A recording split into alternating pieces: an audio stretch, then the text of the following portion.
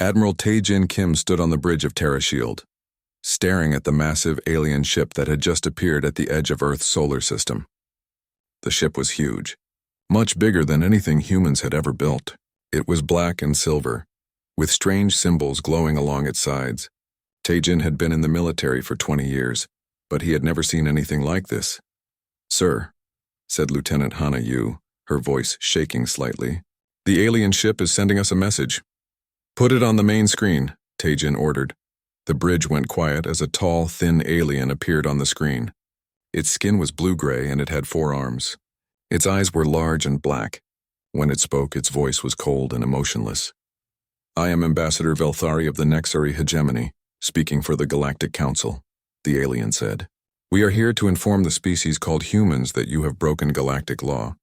You have developed faster-than-light travel without our permission. You have built colonies in space without asking us first. You have created what we consider to be military ships." Tae-Jin felt his hands tighten into fists. Military ships? Humans had built cargo ships and exploration vessels. "Nothing more," the alien continued. "The Galactic Council has ruled on your case. You have 72 hours to surrender completely. You will stop all space travel. You will give up all your weapons. You will accept our protection and follow our rules. If you do not surrender, we will destroy your planet and everyone on it." The message ended. The bridge was silent for a long moment. "Get me President Park," Tae-Jin said quietly. "Right now." In Seoul, President Hye-Won Park was already in the emergency meeting room with her top advisors. She had been watching the alien broadcast with General Do-hyun Lee and several other military leaders. The room was tense. "How many ships do they have?" President Park asked. "Our sensors show at least 50 large vessels," said General Lee. "Each one is bigger than our largest ship. Their technology is clearly more advanced than ours." Dr. So-Young Choi, Earth's leading expert on alien life, spoke up. "Madam President, I've been studying their message. They seem very confident that we will surrender, like they've done this many times before." "What do you mean?" President Park asked. "They didn't even try to negotiate," Dr. Choi explained. "They just gave us an ultimatum. That suggests they expect all species to give up immediately when faced with superior force." Admiral Kim's face appeared on the wall screen, broadcasting from his ship. "Madam President, we need to make a decision quickly. Our defense platforms are ready, but honestly, we don't have enough firepower to fight that many ships." Just then, the door burst open. Captain Jinwoo Nam rushed in, still wearing his spacesuit. His face was dirty and tired, but his eyes were bright with excitement. "Captain Nam," President Park said, surprised. "I thought you were still out in the colonies." "I just got back from the Kepler system," Jinwoo said, breathing hard. "Madam President, the aliens don't know everything about us." "What do you mean?" General Lee asked. Jinwoo smiled. "They said we have 3 colonies, but we actually have 17, and there are more ships launching every month. The aliens have been watching us, but they haven't been watching closely enough." President Park felt something stir inside her chest. Hope, maybe, or anger. "Go on." "The colonies are further out than the aliens think," Jinwoo continued. "Some of them are in star systems the aliens haven't even explored yet. And the colonists? They're tough. They've been living in harsh conditions for years. They know how to fight." Dr. Choi nodded thoughtfully. "Captain Nam is right. The aliens seem to think we're like other species they've encountered, but humans are different. We don't give up easily." "What are you suggesting?" President Park asked. "I'm suggesting we don't surrender," Dr. Choi said firmly. "I'm suggesting we show them who humanity really is." General Lee looked worried. "Madam President, their ships are much more powerful than ours. If we fight, many people will die. And if we surrender, we become slaves," President Park said quietly. "I've read about galactic empires in our history books. Species that give up their freedom never get it back." She stood up and walked to the window. Outside, she could see the lights of Seoul stretching to the horizon. Millions of people going about their lives not knowing that aliens were threatening to destroy everything they had ever known. "Captain Nam," she said, turning around, "how long would it take to get messages to all our colonies?"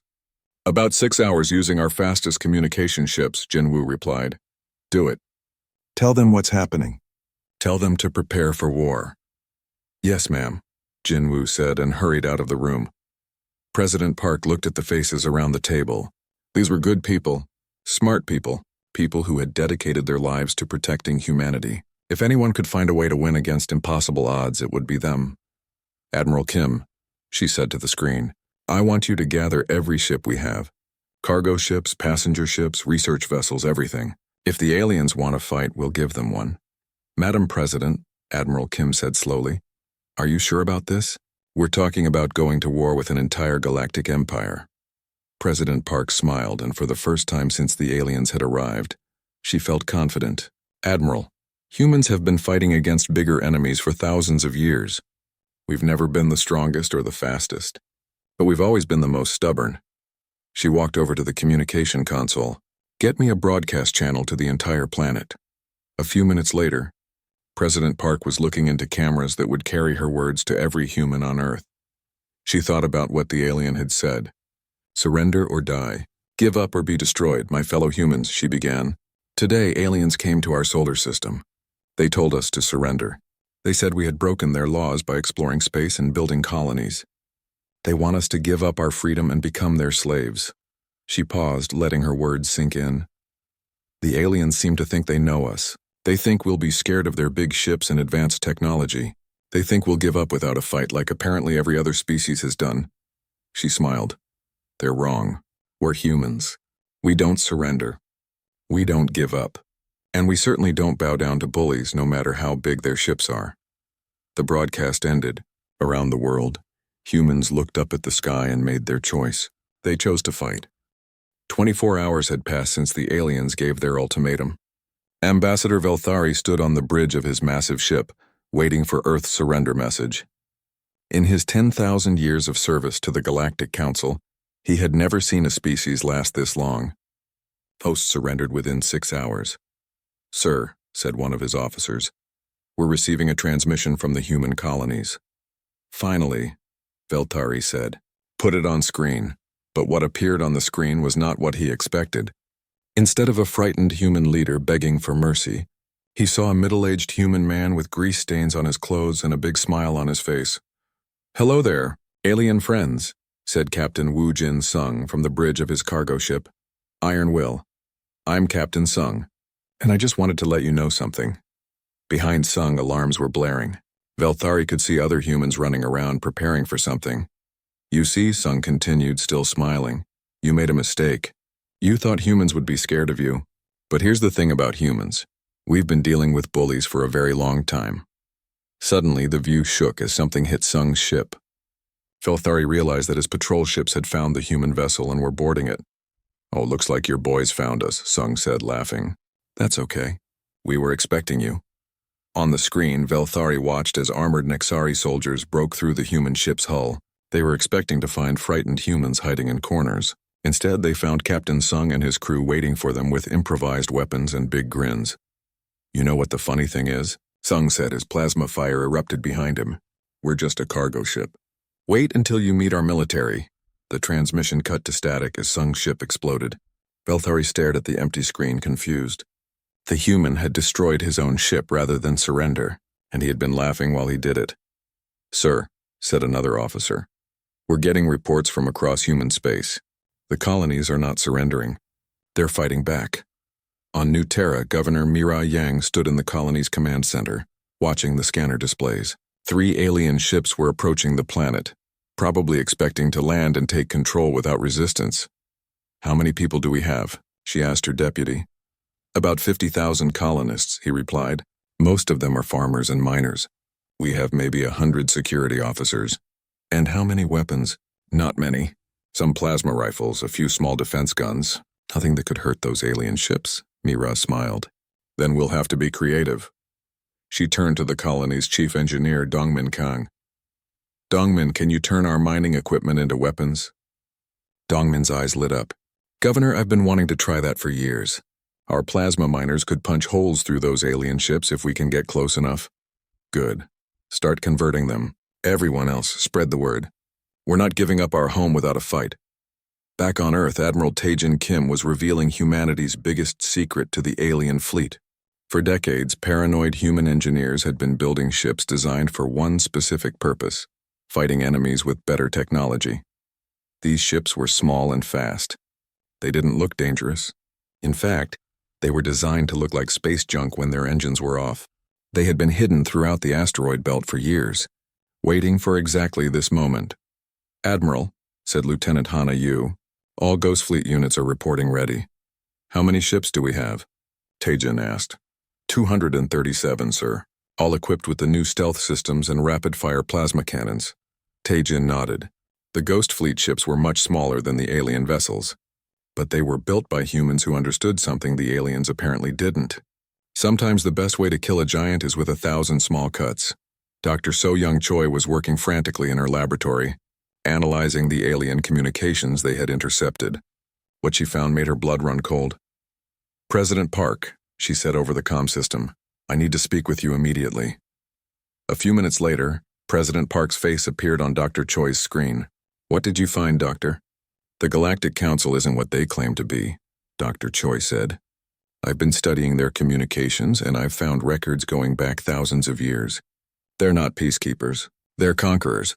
What do you mean? Every species that has ever resisted them has been completely wiped out. Not just defeated, erased from existence. And the species that surrender, they become slaves. Their technology is stolen, their resources taken. Their people scattered across the galaxy as workers. President Park felt sick. How many species have they done this to? Hundreds. Maybe thousands. Madam President, we're not just fighting for our freedom. We're fighting for our survival as a species. The revelation spread quickly through the human military. Captain Hae-Yun Ryu, commander of the stealth ship Silent Thunder, felt her anger grow as she read Dr. Choi's report. So they're not just bullies, she said to her crew. They're murderers. What are our orders, Captain? Asked her weapons officer. Simple, Hae-Yun said, watching the alien fleet on her screens. We show them what happens when you threaten humanity. On the alien flagship, Velthari was receiving disturbing reports. Several of his patrol ships had gone silent. Their monitoring stations in the outer solar system had stopped responding. Most worrying of all, his sensors were detecting strange energy signatures throughout the asteroid belt. Sir, said his tactical officer, I'm reading multiple small craft moving toward our position. At least 200 contacts. 200? Velthari was confused. Where did they come from? Unknown, sir. They appear to have been hiding in the asteroids. They're much smaller than our ships, but they're moving very fast. Velthari felt something he hadn't experienced in centuries. Uncertainty. In all his years of service, he had never encountered a species that fought back this way. Most species either surrendered immediately or tried to fight with large ships and conventional tactics. These humans were doing something completely different. Sir, said another officer, we're receiving another transmission from Earth. President Park's face appeared on the screen again, but this time she wasn't alone. Behind her stood dozens of human military officers, scientists, and colonial representatives. All of them were smiling. Ambassador Velthari, President Park said, thank you for waiting. I know you expected our surrender by now, but we've been busy. You have 6 hours left, Velthari said coldly. Surrender now or face destruction. President Park's smile grew wider. That's funny. See, we've been talking to our colonies. We've been analyzing your technology. And we've learned something interesting about your Galactic Council. She paused, letting the tension build. You're not nearly as powerful as you pretend to be. You're just bullies who pick on species that can't fight back. Well, congratulations. You just picked a fight with humans. The transmission ended and Velthari stared at the blank screen. For the first time in his long life, he began to wonder if the Galactic Council had made a mistake. Admiral Kethamori decided he had waited long enough. There were still 6 hours left in the ultimatum, but these humans needed to learn their place. He would destroy a few of their cities as a warning, then accept their surrender. All ships move into attack formation, he ordered. Target the largest human cities. We'll show them what happens when you defy the Galactic Council. The massive alien fleet began moving toward Earth, their weapons charging for the attack, but they never got the chance to fire. Captain Hae-Yun Ryu led the first wave of the Ghost Fleet attack. Her ship, Silent Thunder, emerged from behind a large asteroid along with 50 other small human vessels. To the aliens, it looked like a swarm of angry insects attacking a group of elephants. All ships, pick your targets, Hae-Yun said calmly. Remember, we're not trying to destroy them. We're trying to disable them. Go for their weapons and engines. Yes, ma'am, came the replies from dozens of human pilots. Lieutenant Bo-Miem piloted her fighter, Wasp, straight toward a massive alien battleship. The ship was so big that she could fly inside its weapon ports. Her job was to get inside and cause as much damage as possible. "This is Wasp," she said over the radio. "Going in." She flew her small ship directly into the alien vessel's main gun barrel and fired everything she had. The explosion damaged the weapon from the inside, making it useless. Meanwhile, Sergeant Kyung-ho Park was leading his squad in a different kind of attack. Their ships were equipped with magnetic clamps, allowing them to attach directly to the alien hulls and cut their way inside. "Okay. Boys," Kyung-ho said as his ship locked onto an alien cruiser. "Time to show these aliens how humans board a ship." The human tactics were unlike anything the Galactic Council had ever seen. Instead of fighting ship-to-ship battles at long range, the humans swarmed all over the alien vessels like pirates. Their small ships were too fast and too close for the big alien guns to target effectively. Admiral Kethmori watched in shock as his fleet was torn apart by ships a tenth the size of his own. "How are they doing this?" he demanded. "Sir, their ships are too small and fast," his weapons officer reported. "Our guns can't track them when they get this close." "Then use the point defense systems." "We are, sir, but there are too many of them, and they seem to know exactly where to hit us to cause maximum damage." On the other side of the galaxy, the coordinated human strikes were beginning. Commander Yujin Bei led a small fleet of human ships toward the Vega system, where the aliens had a major supply base. "Remember," she told her captains, "we're not here to hold territory. We're here to steal everything we can and destroy the rest." The attack on Vega was swift and brutal. The alien defenders expected a traditional assault, with large ships and formal battle lines. Instead, they got a dozen small, fast human ships that appeared out of nowhere, hit everything important, and disappeared before reinforcements could arrive.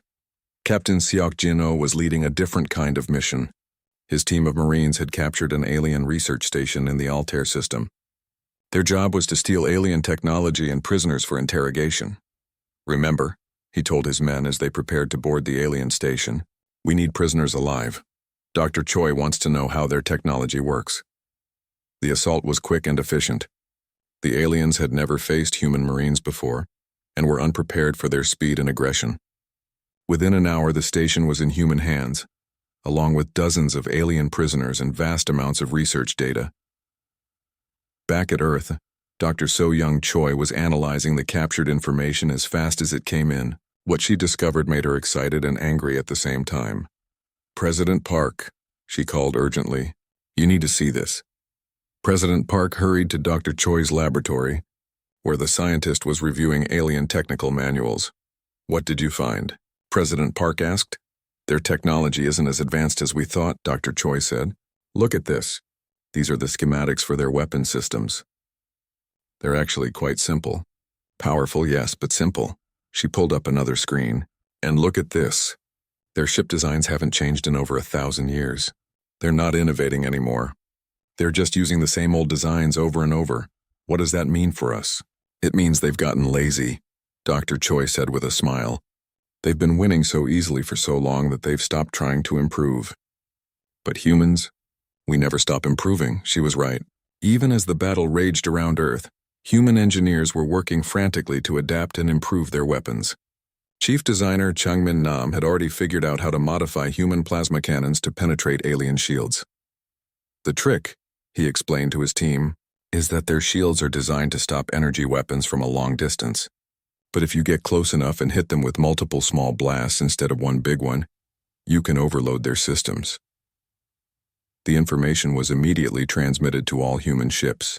Within minutes, the aliens found that their shields were much less effective than they had been an hour earlier. Captain Dalho Hong was leading a raid on an alien supply convoy when he received the updated weapon specifications. "Perfect timing," he said as his ships closed in on the alien cargo vessels. The raid was a complete success. The aliens lost an entire convoy of supplies, while the humans captured advanced alien technology and got away without losing a single ship. "Commander, Yuna Shin was working on the most important project of all. Reverse engineering captured alien technology. Her team of engineers was taking apart alien weapons and computers as fast as they could. "Look at this," she said to her assistant, showing him an alien computer core. "Their computing systems are incredibly advanced, but they're also incredibly standardized. Every ship uses the same basic systems, and what does that mean? It means that if we can figure out how to hack one alien computer, we can hack all of them. As the first day of combat ended, the results were clear. The human fleet had disabled over half of the alien task force while losing only 30 ships. More importantly, they had captured several intact alien vessels and dozens of prisoners. But the biggest victory was psychological. For the first time in 10,000 years, the Galactic Council had been defeated in battle. Species across the galaxy were receiving reports of the human victory, and many were beginning to wonder if the Council was really as powerful as they claimed. Admiral Kethamori sat in his damaged flagship, staring at the tactical displays. His mighty fleet, which had conquered hundreds of worlds, had been humiliated by a species that didn't even have proper warships a week ago. "Sir," said his communications officer, "we're receiving orders from the High Council. They want a full report on our difficulties." Kethamori knew that admitting defeat would end his career and possibly his life, but he also knew that continuing to fight these humans might be even more dangerous. "Tell the High Council," he said slowly, "that we have encountered an unusual situation. These humans are different from other species we have faced." "How different, sir?" Kethamori looked at the wreckage of his fleet floating around them. "They don't fight like civilized beings. They fight like wild animals. But smart wild animals. Very smart wild animals." As the alien admiral tried to explain his defeat to his superiors, the humans were already planning their next move. They had proven they could fight the Galactic Council. Now they were going to prove they could win. The captured alien was sitting in a small room on Ceres Station, looking very unhappy. Sub-Commander Relketh of the Nexari had been trained to resist torture and interrogation. He was prepared for pain, for threats, for psychological pressure. He was not prepared for Intelligence Officer Yunji Lee. "So," Yunji said, sitting down across from the alien with a cup of coffee and a smile, "tell me about your empire." "I will tell you nothing," Relketh said coldly. "I am a warrior of the Nexari. I do not fear your primitive torture methods." "And torture?" Yunji laughed. "Who said anything about torture? I just want to chat." For the next 3 hours, Yunji did exactly that. She chatted. She told Relketh about human history, about wars humans had fought against impossible odds. She told him about David and Goliath, about the Battle of Thermopylae, about how a small group of American colonists had defeated the British Empire. "You see," she said, sipping her coffee, "humans have this funny habit. The bigger the enemy, the more determined we become. It's like we can't help ourselves." Relketh tried to stay strong, but something about the humans' casual confidence was deeply disturbing. These stories she was telling, they were about inferior forces defeating superior ones, over and over again. "Your species will be destroyed," he said, but his voice was less certain than before. "Maybe," Yunji agreed, "but probably not. See, the thing about humans is we learn really fast, and we're very, very stubborn." She pulled out a tablet showing footage from the recent battles. "Look at this. 3 days ago, we'd never fought a space battle. Now we're taking apart your fleet like it's made of toys." Relketh watched the footage in horror. It showed human ships swarming over Nexari vessels, cutting them apart with surgical precision. It showed his proud warriors being captured by creatures half their size. "Impossible," he whispered. "That's what everyone says," Yunji said cheerfully, "right up until we prove them wrong." By the end of the 3rd hour, Relketh was talking. He told them everything. Fleet movements, supply routes, weapon specifications, even the location of the Council's mobile command base.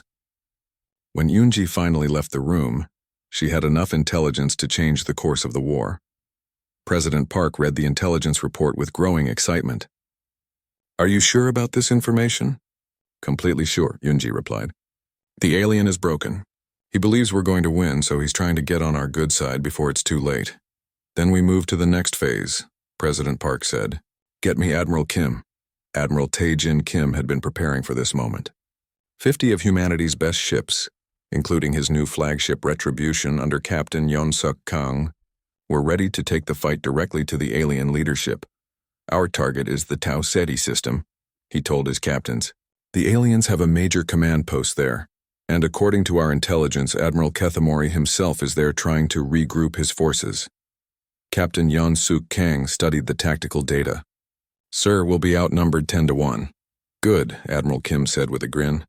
"If we were outnumbered 100-1, it might be challenging." The human fleet arrived at Tau Ceti to find exactly what their intelligence had promised: a major alien base with dozens of ships and thousands of personnel. The aliens were clearly preparing for a massive counterattack against Earth. "All ships," Admiral Kim broadcast, "remember what we learned from the first battle. Don't fight their fight. Fight our fight." The Battle of Tau Ceti became legendary among humans for one simple reason. It proved that human courage and creativity could overcome any advantage in technology or numbers. Captain Kang's ship, Retribution, led the most audacious attack of the war. Instead of trying to destroy the alien command ship from the outside, she rammed it at full speed while her crew evacuated in boarding pods. "This is Captain Kang," she said calmly as her ship tore through the alien hull. "All hands abandon ship. Operation Boarding Party is a go." Major Seung-Wan Kim led his Marines through the corridors of the alien ship, fighting in zero gravity against creatures twice their size. The aliens had never experienced anything like it. Human Marines used the ship's own structure against its defenders, turning every corridor into a weapon. "Remember," Major Kim told his men, "we're not here to hold territory. We're here to capture their commander and get out." The mission succeeded beyond their wildest hopes. Not only did they capture Admiral Kethmori, but they also seized the alien command ship's entire computer system, complete with detailed information about Council operations across the galaxy. Back on Earth, Dr. So-Young Choi was making her own breakthrough. After days of studying captured alien technology, she had reached an important conclusion. "President Park," she said excitedly, "I know why the aliens are so powerful, and I know how to beat them. Tell me." "They don't invent anything," Dr. Choi explained. "They just steal the best ideas from the species they conquer. Their technology is a collection of innovations from thousands of different civilizations." She showed President Park a holographic display of alien technology. "Look at this. Their energy weapons are based on Altarian physics. Their shields use Centaurian crystalline technology. Their computers run on software developed by a species called the Vorthak. What happened to all those species? They're extinct. The Council absorbed their technology and then wiped them out." President Park felt sick and angry at the same time. So they're not just conquerors. They're thieves and murderers. Exactly. But here's the important part. Because they just steal technology instead of developing it themselves, they don't really understand how it works. They know how to use it, but they don't know how to improve it or adapt it. And humans do? "Humans never stop improving things," Dr. Choi said with a smile. "Give a human any piece of technology and within a week they'll figure out how to make it better." She was right. Human engineers led by Changmin Nam were already improving on captured alien technology. They took alien energy weapons and made them more efficient. They studied alien shields and found ways to make them stronger. Most importantly, they combined alien technology with human innovation to create weapons the Council had never seen before. The war began to turn in humanity's favor. Captain Dalho Hong's raiders were destroying alien supply lines faster than they could be replaced. Commander Yuna Shin's engineers were turning captured alien equipment into improved human weapons. All across human space, the news was the same. The aliens were retreating. But the most important victory was happening on worlds the humans had never heard of. Captain So-Hee Lim had discovered something amazing in the ruins of an alien archive ship. The locations of every species the Council had pacified over the centuries. "President Park," she reported, "they're not all dead. Many of the conquered species are still alive. They're being used as slave laborers on prison worlds throughout the galaxy. Can we contact them? We're already trying. And ma'am, some of them are answering." The responses were immediate and overwhelming. Species that had been enslaved for centuries were learning that resistance was possible. Uprisings began on dozens of worlds as enslaved beings fought back against their Council overlords. On the prison world of Zerion Prime, the Altarians used stolen Council weapons to break free from their labor camps. On Slave Station Gamma, the Centaurians sabotaged the mining equipment and declared independence. All across the galaxy, the news was spreading. The mighty Galactic Council could be defeated. Dr. So-Young Choi, now serving as Earth's first galactic ambassador, broadcast a message to every species in the galaxy. The message was translated into 17 languages, including several that the Council claimed were extinct. "People of the galaxy," she said, "you are not alone. The Council wants you to believe that resistance is hopeless, but that is a lie. You can fight back. You can win. Humanity stands with you. As the month ended, it was clear that the war had changed completely. The Council was no longer fighting just humans. They were fighting a galaxy-wide rebellion led by a species that refused to accept defeat. Admiral Kethamori, now a prisoner on a human ship, watched the reports of uprisings across the galaxy. For the first time in his 1,000-year life, he began to understand what fear felt like. 3 months after the original ultimatum, Admiral Kethamori sat in his prison cell on Ceres Station, watching the news broadcasts on a small screen. The mighty Galactic Council, rulers of the galaxy for 10,000 years, was falling apart. On the screen, he watched Council worlds surrendering to human forces one by one. Species that had been enslaved for centuries were declaring independence. The great empire that had seemed eternal was crumbling like sand. "Enjoying the show?" asked Captain Jinwoo Nam as he entered the cell. He was bringing Kethamori his daily meal, but more importantly, he wanted to talk. "How?" Kethamori asked quietly. "How did you do this?" 3 months ago, your species was unknown. Now you control half the galaxy." Jinwoo sat down across from the alien admiral. "Want to know the secret?" Kethamori nodded.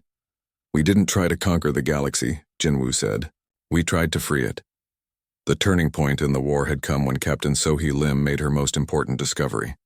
Deep in the ruins of a Council archive ship, she found something that changed everything. Detailed records of every species the Council had enslaved over the millennia. "President Park," she had reported excitedly, "they are not extinct. Most of the species the Council claimed to have destroyed are still alive. They're scattered across prison worlds and labor camps, but they're alive." The coordinates were immediately broadcast across the galaxy. Within days, freed species were making contact with their scattered people. The Altarians found their lost colonies. The Centaurians discovered their missing fleets. The Vorthak learned that their homeworld still existed. But more importantly, they all learned that the Council could be defeated. The final battle of the war didn't take place in space. It took place on the ancient capital world of Morthanis, in the Council's most sacred city. General Do-Hyun Lee led a joint force of humans and liberated species against the Nexari stronghold. For the first time in galactic history, the Council's enemies were fighting not just for survival, but for justice. "Remember," General Lee told his diverse army, "we're not here for revenge. We're here to end this system forever." The assault was swift and decisive. Colonel Taesung-Yu's Special Forces team infiltrated the Council's central command, while the main army kept the defenders busy. Species that had been enemies for centuries fought side by side against their common oppressor. The 3 ancient beings who had ruled the Council for millennia were captured without firing a shot. When Colonel Yu's team reached the inner sanctum, they found the Council leaders hiding in their private chambers, too shocked to resist. "It's over," Colonel Yu told them simply. The formal surrender took place in the same chamber where humanity had once been condemned. President Hyawan Park stood before the 3 Council leaders, flanked by representatives from dozens of liberated species. "You have 72 hours to surrender unconditionally," she said, using the exact words they had spoken to Earth months earlier. The laughter that followed echoed throughout the galaxy. Species that had lived in fear for thousands of years finally felt free to express their joy. But the greatest victory was what came next. Instead of establishing a human empire to replace the Council, President Park proposed something revolutionary, a true democracy where all species were equals. Captain Hyojin Chai, who had become humanity's expert on galactic politics, explained the concept to the assembled representatives. "No more masters and slaves," she said. "No more superior and inferior species. We all work together or we don't work at all." The idea spread like wildfire across the galaxy. Species that had been enemies for millennia discovered they could work together when they weren't being manipulated by the Council. The Nexari, stripped of their ruling status, found that other species were willing to forgive their past crimes in exchange for genuine cooperation. Dr. So-Young Choi, now serving as Earth's first galactic ambassador, addressed the new Council from the very podium where humanity had been threatened with extinction. "We didn't come to conquer the galaxy," she said. "We came to free it. And now that it's free, we want to explore it together." The former Council worlds became the foundation of something unprecedented, a truly democratic galactic government where decisions were made by consensus rather than force. Species contributed what they could and received what they needed. Technology was shared freely instead of hoarded by the powerful. Admiral Kethmori, granted amnesty in exchange for his cooperation, found himself working as an advisor to the new government. The irony was not lost on him. "You know," he said to President Park during one of their meetings, "in all my years of service, I never once questioned the Council's methods.